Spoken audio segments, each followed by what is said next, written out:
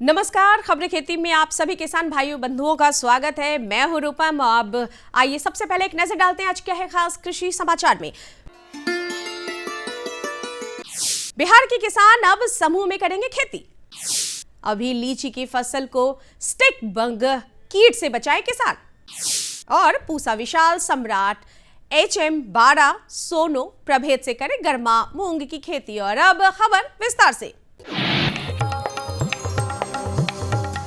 बिहार में पुरखों की खेती यानी प्राकृतिक खेती का दौर लौटने वाला है। राज्य सरकार ने मिट्टी और लोगों की सेहत सुधारने के लिए यह निर्णय लिया है कि किसानों का समूह बनाकर सहकारी समितियों और किसान उत्पादक संगठनों के द्वारा सामूहिक खेती कराई जाए। पहले चरण में बिहार में ऐसे 400 क्लस्टर बनाए जाएंगे। एक क्लस्टर में 50 हेक्टेयर यानी 125 एकड़ रकबा शामिल होगा, जिसमें अधिकतम 125 किसान समूह में शामिल होंगे। सामूहिक खेती में शामिल किसान को प्रति एकड़ 4,000 रुपए की सहायता राशि दी जाएगी। कृषि विभाग का कहना है कि इस तरीके से खेती की लागत कम आएगी और किसानों का मुनाफा काफी हद तक बढ़ेगा। इसके साथ ही बिहार की कृषि अधिक टिकाऊ और पर्यावरण अनुकूल भी बनेगी। प्राकृतिक खेती में बीज उपचार से लेकर उर्वरक की तैयारी खेत में ही होगी और इसमें देसी गाय के गोबर का उपयोग किया जाएगा। क्लस्टर के किसान बीजामृत और जीवामृत तैयार करेंगे। इस योजना में जीविका दीदियों को कृषि सखी के रूप में प्रशिक्षण भी दिया जाएगा। कृषि सखी किसानों के लिए मास्टर ट्रेनर के रूप में काम करेंगी। किसान भाइयों, फलदार वृक्षों खासकर लीची के पौधों को विशेष देखभाल की आवश्यकता होती है। लीची में लगने वाले स्टिक बग बेहद ही खतरनाक कीट हैं जो समय पर नियंत्रण नहीं होने पर लीची को भारी नुकसान पहुंचा सकते हैं। इस कीट का प्रभाव विगत वर्षों मुजफ्फरपुर तथा पूर्वी चंपारण के कुछ प्रखंडों में देखा जा रहा है। इसके प्रबंधन के लिए सुबह के समय पेड़ की शाखाओं को हल्के झटके से हिला दे ताकि कीट नीचे गिर जाए। गिरे हुए कीटों को इकट्ठा करके मिट्टी में दबाकर इसे नष्ट कर दे। इसके साथ ही राष्ट्रीय लीची अनुसंधान केंद्र मुजफ्फरपुर द्वारा अनुशंसित थायाक्लोरोपिड 21.7% SC 0.5 मिलीलीटर प्रति लीटर पानी में घोल और पिफ्रोलिन 5% SC 1.5 मिलीलीटर प्रति लीटर पानी में घोल बनाकर 15 दिनों के अंतराल पर अपने पौधों और पेड़ों पर छिड़काव अवश्य करे किसान। खबरें खेती में आज आगे बढ़ते हुए आपकी मुलाकात करवाते हैं पटना जिले के खुसरूपुर प्रखंड के केलवाड़िया गांव के किसान दिलीप कुमार से, जिन्होंने प्रधानमंत्री मत्स्य संपदा योजना का लाभ लेते हुए मछली पालन से काफी अच्छा मुनाफा कमा रहे हैं। वित्तीय वर्ष 2020-21 में 5 वर्षों के लिए प्रधानमंत्री मत्स्य संपदा योजना की शुरुआत देश भर में की गई थी। हमारे प्रधानमंत्री चाहते हैं कि मांग के अनुसार देश में मछली का उत्पादन बढ़े और मछुआरों के जीवन स्तर में काफी सुधार हो। इसके लिए योजना के तहत मछली पालन के लिए अनुदान और प्रशिक्षण की भी व्यवस्था की गई है। 1.5 बीघे में फैला यह तालाब उसी योजना के सहारे आकार ले रहा है। तालाब में मछलियां हैं जो मछली पालन की जिंदगी को उड़ान दे रही है। पटना जिले के किसान दिलीप कुमार ने परिवार में परंपरागत खेती से हुए नुकसान को देखकर और प्रधानमंत्री मत्स्य संपदा योजना के बारे में जानकर मछली पालन का प्रशिक्षण लिया और उन्हें अनुदान की व्यवस्था भी की गई। दिलीप आज मछली पालन कर खुशहाल जिंदगी जी रहे हैं और अनुदान का लाभ भी ले रहे हैं। ये प्रधानमंत्री मत्स्य संपदा योजना के तहत हमने ये देख रहे हैं अभी लमसम 1.5 बीघे में पूरा तालाब किए हुए हैं। और जो हम इससे पहले हमारे जो पिताजी थे किसान थे उससे उतना लाभ नहीं मिल रहा था। इस योजना के बारे में हमने जाना, प्रशिक्षण लिया और इस योजना से हम मतलब कि आज है लाखों मतलब कि आमदनी कर रहे हैं। जो हम लोग परंपरागत जो खेती कर रहे थे, जो फसल उगा रहे थे, खास करके हमारी पूरी की पूरी टाल क्षेत्र है और बख्तियारपुर प्रखंड के अंतर्गत मंझौली शाहपुर में हैं और यहाँ मुख्य रूप से पानी की भी समस्या था। अपना बोरिंग करवाए हैं और इस योजना के तहत हमने लाभ लिया है, सब्सिडी भी मिला है और आज अच्छा इनकम हो रहा है और आज इससे हम पूरा परिवार खुशहाल हैं।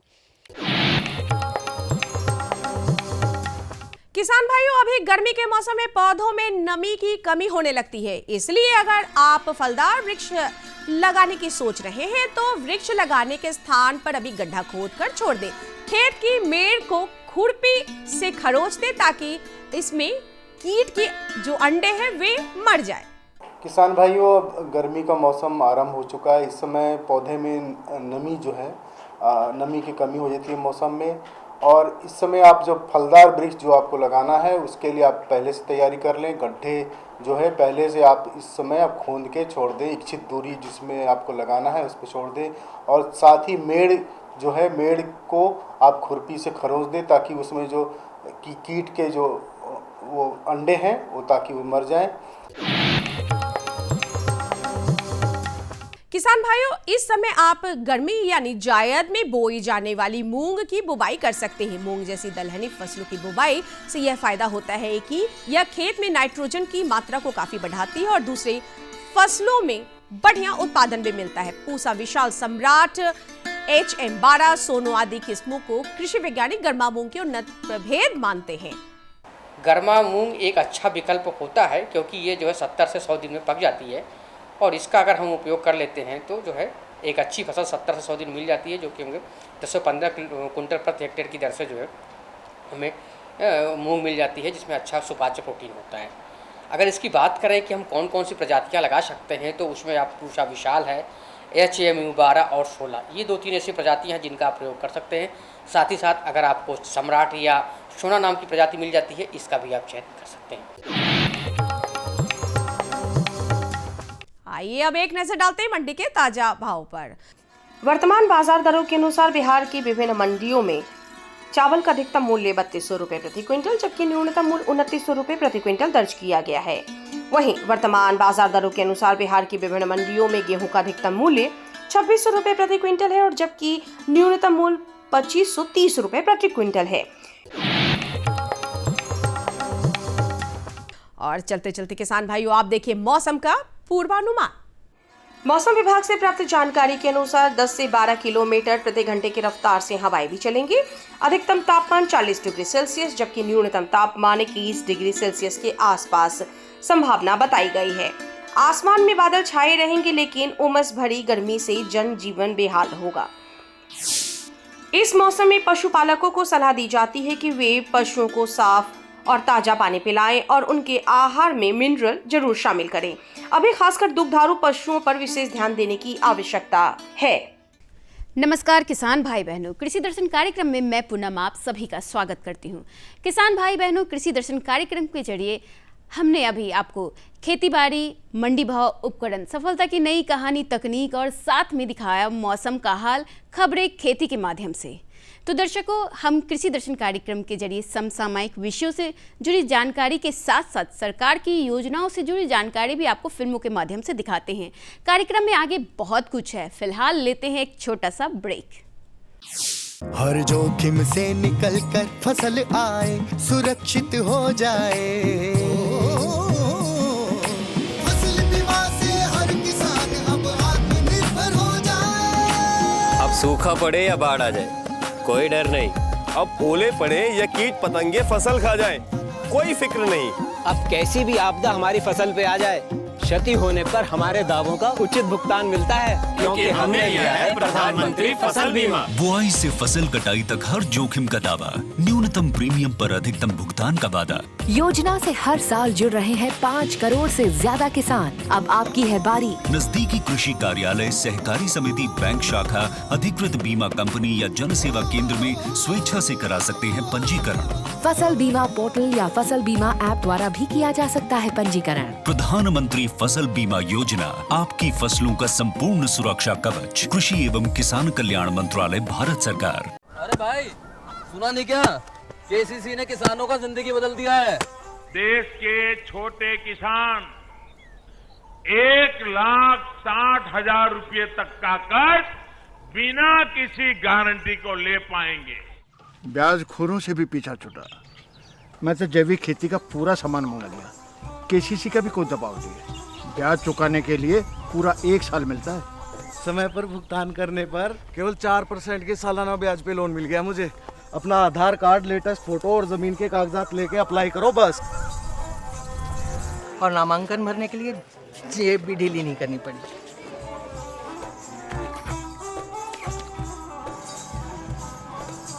चाचा, उधार चुकाने के 24 घंटे के बाद उतने ही पैसे वापस निकाल सकते हैं। केसीसी ने किसानों की जिंदगी वाकई बदल दी है। तो आप भी किसान क्रेडिट कार्ड अपनाएं और सहजता से ऋण पाएं। ब्रेक के बाद आप सभी किसान भाई बहनों का पुनः स्वागत है कार्यक्रम कृषि दर्शन में। तो दर्शकों, आज मैं बात करने जा रही हूँ एक ऐसी सब्जी की जिसके बिना फास्ट फूड का स्वाद अधूरा है। अगर स्वाद की बात की जाए तो ये स्वाद से भरपूर होने के साथ साथ सेहत से भी भरपूर है और सालों भर बाजार में इसकी मांग बनी रहती है, यानी हर दृष्टिकोण से यह मुनाफे का सौदा है। जी हाँ, मैं बात कर रही हूँ शिमला मिर्च की। शिमला मिर्च की तकनीकी जानकारी कैसे प्राप्त करें, उत्पादन तकनीक क्या है और क्यों ज़रूरी है, इसकी जानकारी दे रही हैं हमारी विशेषज्ञ डॉक्टर संगीता कुमारी जी। जी नमस्कार, आप देख रहे हैं कार्यक्रम कृषि दर्शन और मैं हूं राजीव रंजन श्रीवास्तव। किसान भाइयों, हमारे यहाँ एक अलग तरह की मिर्च है। ख़ासतौर से हम लोगों ने हरी मिर्च देखी है छोटी सी, लाल मिर्च देखी है छोटी सी, लेकिन एक अलग तरीके का मिर्च है जिसको हम लोग कहते हैं शिमला मिर्च। ये सब्जी की श्रेणी में आता है और इसकी मांग गांव से लेकर शहर तक, बड़े बड़े होटलों तक ज़बरदस्त रूप में है। और एक ऐसा चीज़ जिसकी मांग ज़्यादा हो, निश्चित रूप से अगर उसका व्यवसाय हम करें तो लाभ बहुत ज़्यादा मिलेगा। तो किसान भाइयों, ज़रूरी है कि हम इस तरह के एक अलग तरीके का जो शिमला मिर्च है, अगर इसका ये उत्पादन करते हैं तो लाभ भी ले सकते हैं और अलग तरीके का हम एक व्यवसाय भी खड़ा कर सकते हैं। तो इसी संदर्भ में हम बातचीत करेंगे आज, और इस बातचीत के लिए आज हमारे साथ हैं डॉक्टर संगीता कुमारी। आप प्राध्यापक हैं कृषि अनुसंधान संस्थान पटना में। सबसे पहले मैडम, कृषि दर्शन कार्यक्रम में आपका बहुत बहुत स्वागत है। जैसा कि शिमला मिर्च के बारे में अब आम लोग बहुत तरीके से परिचित हैं इसको लेकर, हम चाहते हैं कि हम ये शिमला मिर्च आया कैसे, इसका उत्पादन अपने यहाँ लगातार पिछले 15-20 सालों में बहुत ज़्यादा बढ़ोतरी हुई है इसको लेकर। तो ये कहाँ से आया और कैसे इसका अपने यहाँ बिहार में उत्पादन शुरू हुआ, कैसे बढ़ा? देखिए, शिमला मिर्च कई प्रकार के होते हैं, मतलब कहने का मतलब कई रंगों में पाए जाते हैं, लाल, हरा, पीला, इसके अलावा गुलाबी।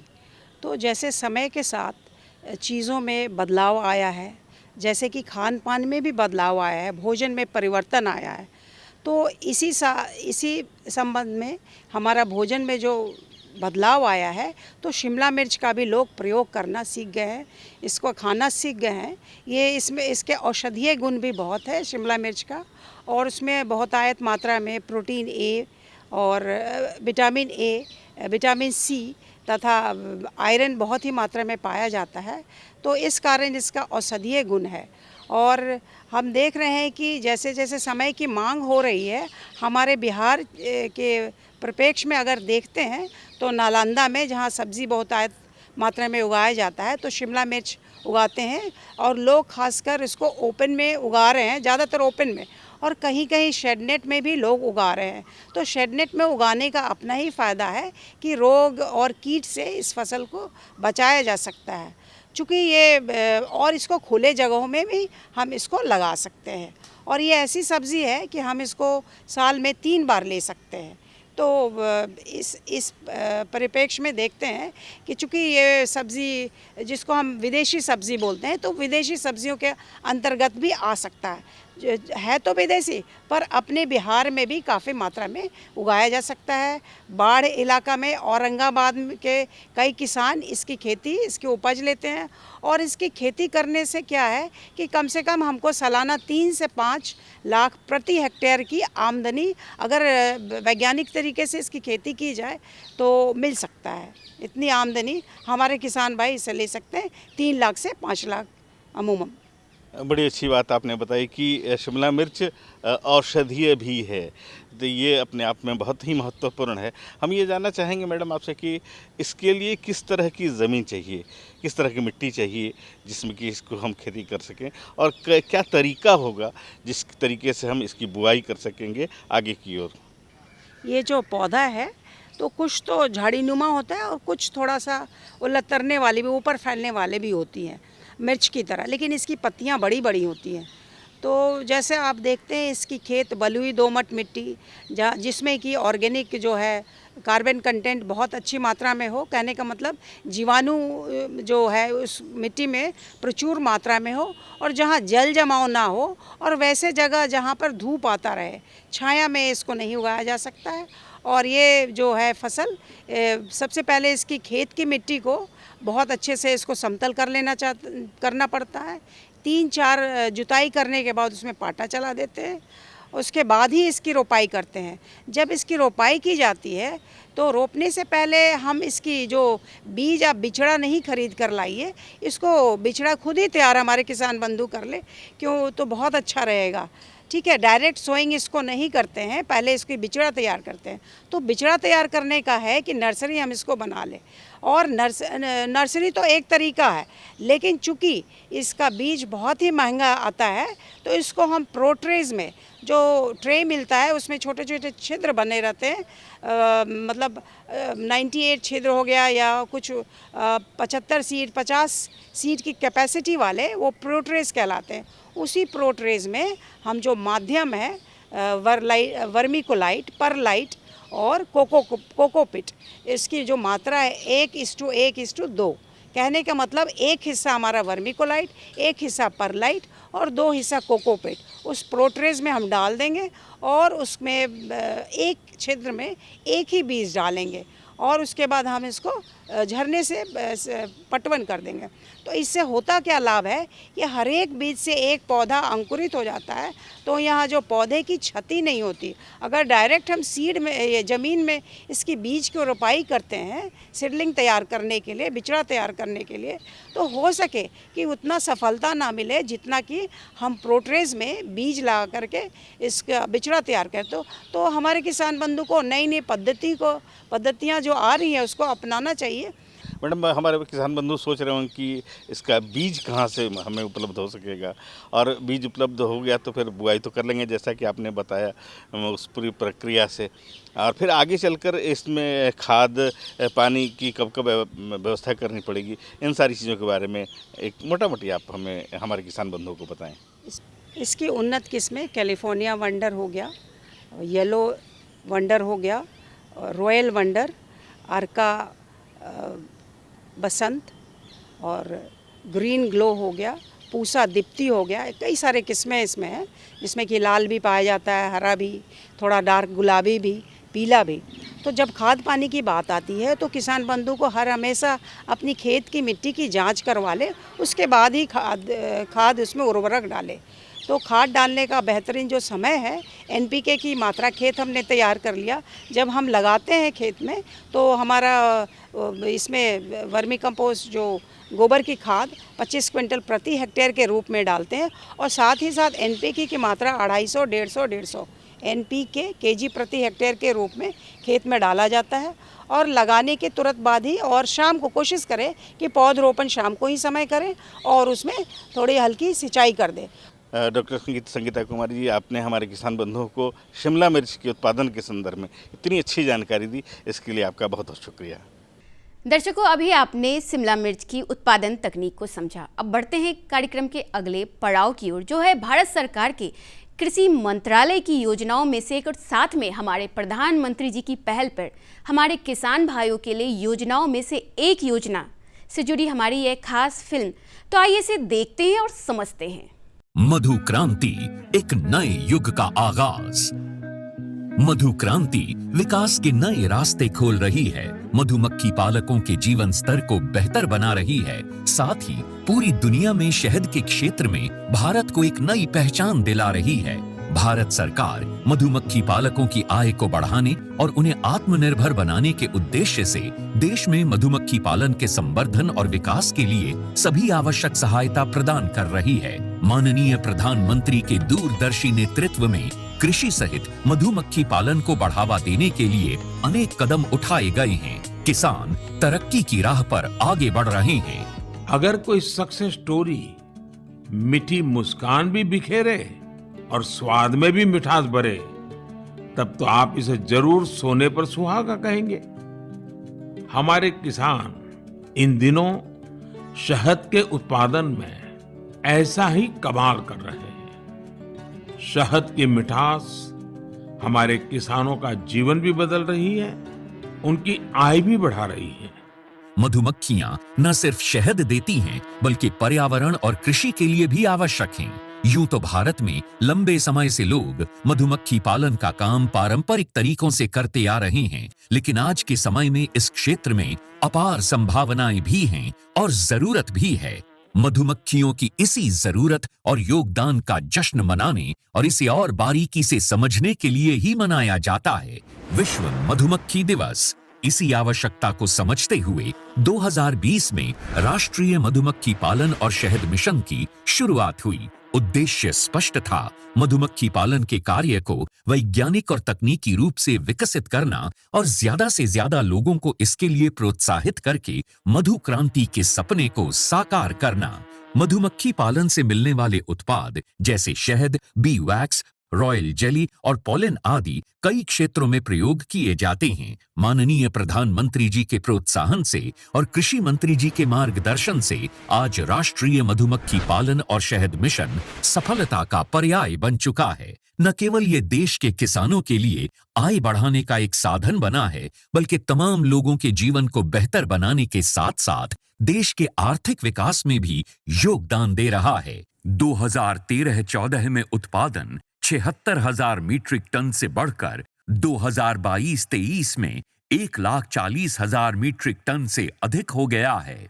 2013-14 में शहद का निर्यात 28,000 मीट्रिक टन से बढ़कर 2022-23 में 79,928 मीट्रिक टन से अधिक हो गया है। 3 विश्व स्तरीय अत्याधुनिक टेस्टिंग लैब और 31 मिनी शहद टेस्टिंग लैब स्थापित हुई। राष्ट्रीय मधुमक्खी पालन और शहद मिशन की कामयाबी सिर्फ आंकड़े ही बयान नहीं कर रहे, कहानियां खुद इसकी सफलता की बानगी पेश कर रही हैं। मैंने 1990 में मधुमक्खी पालन शुरू किया, 2 बॉक्स से शुरू किया और आज हमारे पास लगभग 4,200 बी बॉक्सेस हैं। लगभग 17 तरह के हनी हम लोग प्रोड्यूस करते हैं, जो डिफरेंट एरियाज़ में बी को माइग्रेट करके प्राप्त होते हैं। इसके अलावा जितने बी बॉक्सेस मैन्युफैक्चरिंग यूनिट है हमारे पास, वैक्सीट मैन्युफैक्चरिंग यूनिट है, 20 मीट्रिक टन पर डे का हनी प्रोसेसिंग प्लांट है। आज हमारा जो उत्पादन है वो 1 लाख केजी लगभग एनुअली हम लोग प्रोड्यूस करते हैं। यमुनानगर के सुभाष काम्बोज मधुमक्खी पालन के अपने काम के चलते आज देश भर में जाने जा रहे हैं। सुभाष जी ने वैज्ञानिक तरीके से मधुमक्खी पालन का प्रशिक्षण लिया। इसके बाद उन्होंने केवल 6 बॉक्स के साथ अपना काम शुरू किया था। मैंने सिर्फ अपने पोलिनेशन के लिए और शहद खाने के पर्पज से ये बॉक्स रखे थे। जब मैंने देखा कि मधुमक्खियां भी बढ़ रही हैं और हमें शहद भी मिल रहा है, तो मैंने फिर प्रोफेशनल तौर पे इसी काम को ही करने की सोची और आज की तारीख में मैं लगभग 1500 बॉक्स पे मधुमक्खी पालन कर रहा हूँ। ज्यादा से ज्यादा लोग इस मिशन का हिस्सा बन रहे हैं। इतना ही नहीं, ये मिशन नारी शक्ति को और अधिक सशक्त बनाने में भी बड़ा योगदान दे रहा है। अभी तक महिलाओं के 164 स्वयं सहायता समूहों को इससे जोड़ा जा चुका है। इसी तरह मधु क्रांति पोर्टल पर अभी तक लगभग 14,000 से अधिक पालक और 22 लाख से अधिक कॉलोनीज रजिस्टर हो चुकी हैं। आज भारत प्राकृतिक शहद का 6वां सबसे बड़ा निर्यातक देश है। भारत मधुमक्खी पालन और शहद उत्पादन के क्षेत्र में सारी दुनिया के लिए एक मिसाल के तौर पर उभर कर सामने आ रहा है। मधु क्रांति आय और रोजगार के अवसर बढ़ाए। तो दर्शकों, अभी आपने शिमला मिर्च की उत्पादन तकनीक को समझा और साथ में जाना सरकार की योजनाओं में से एक योजना से हमारी यह खास फिल्म को। अब कार्यक्रम में इतना ही, यानी कि अब वक्त हो रहा है आपसे विदा लेने का। अगले अंक में हम फिर हाजिर होंगे ऐसे कुछ नई और खास जानकारियों के साथ। तब तक के लिए मुझे और पूरी कृषि दर्शन टीम को दे इजाजत। नमस्कार। हमारा पता है कृषि दर्शन, कमरा नंबर 203, द्वारा केंद्र निदेशक, दूरदर्शन केंद्र पटना, फ्रेजर रोड, पटना।